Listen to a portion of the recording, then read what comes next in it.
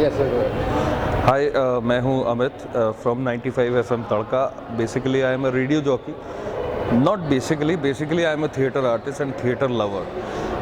Bread butter के लिए ज़रूर हम लोग कुछ कुछ काम करते हैं, पर मेरा जो बेसिक जो पेशा है वो थिएटर का है। और जयरंगम से और दीपक गेरा जी से, नरेंद्र रोड़ा जी से पिछले आज का जुड़ाव नहीं है, 2000 से हम लोग साथ हैं। दाने में मैंने परफॉर्म किया था, फुग्गे में किया था।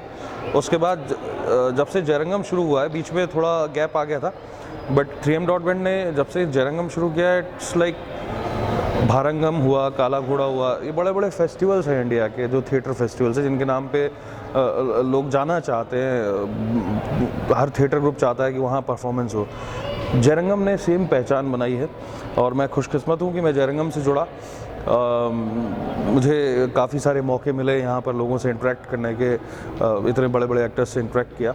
चूँकि बीइंग अ थिएटर पर्सन, मुझे मैं बता नहीं सकता कि आज दिन में मैं एक प्ले देख रहा था। मैंने ऐसे अद्भुत प्ले देखे यहाँ। मैं प्ले देख रहा था, फ्रेम्स रुचि भार्गव जी ने डायरेक्ट किया है, and I was stoned that time. मुझे वहाँ कर्टन कॉल के लिए जाना था एंड मुझसे खड़ा नहीं हुआ गया और मैं वहाँ मैं जड़ हो गया था, क्योंकि इतनी बेहतरीन परफॉर्मेंसेस हैं कि आप कुछ बोलने लायक नहीं रहते। Cinema, TV, internet, WhatsApp, Instagram, Facebook, chat, इन सब से अगर कुछ चीज़ अलहदा करती है हमें, तो वो थिएटर है। क्योंकि हम लोग जो हैं वो एक आर्टिस्ट की असली परफॉर्मेंस देख पाते हैं, आमने सामने होते हैं। कुछ फीट के फासले पे वो एक्टर परफॉर्म कर रहा होता है, अपनी सारी चीज़ें भुला करके अपने सारे खुशियाँ, गम, पैथोस सब कुछ भुला करके। इस जयरंगम के दौरान ये घटना हुई। बड़े अच्छे डायरेक्टर हैं जयपुर के और महाराणा प्रताप सभागार ऑडिटोरियम के मैनेजर हैं राजेंद्र पायल जी।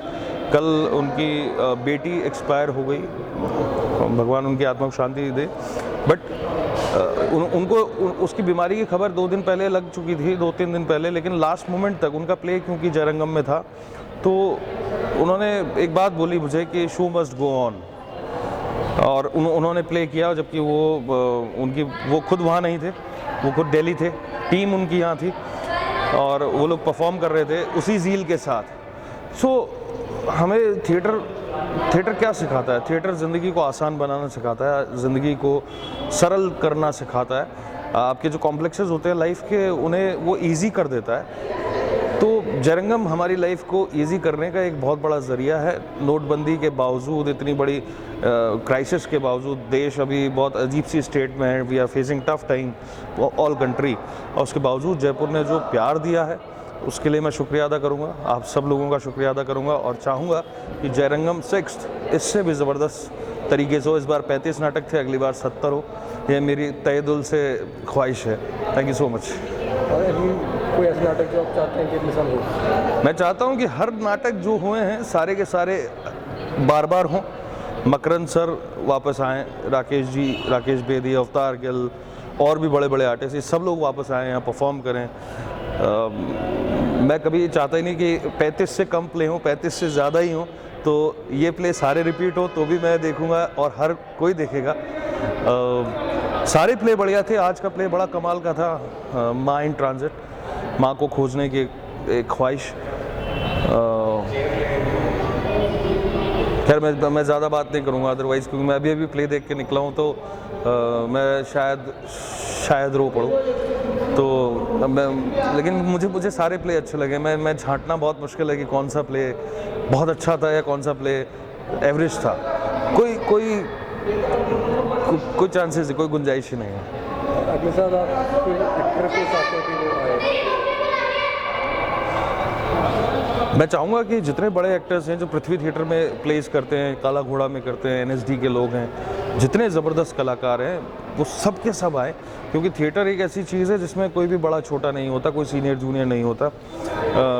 मैं एस वासुदेव साहब का स्टूडेंट हूँ, उनसे सीखा। उन्होंने मुझे ये बात कही थी कि थिएटर में कोई सीनियर या जूनियर नहीं होता, क्योंकि हम जब एक्ट कर रहे होते हैं तो हो सकता है जो मेरे से सीनियर है वो मेरे से नीचे स्टेटस का रोल कर रहा हो, तो वो चीज़ अगर वहाँ हम लाते हैं तो फिर हम हमारे एक्ट के साथ जजमेंट नहीं कर पाते।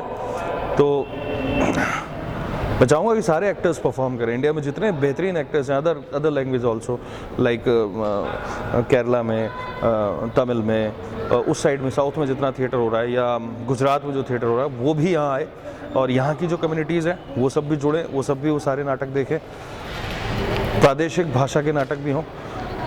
अच्छा थिएटर होना चाहिए, अच्छे प्लेस देखने को मिलने चाहिए। That's it.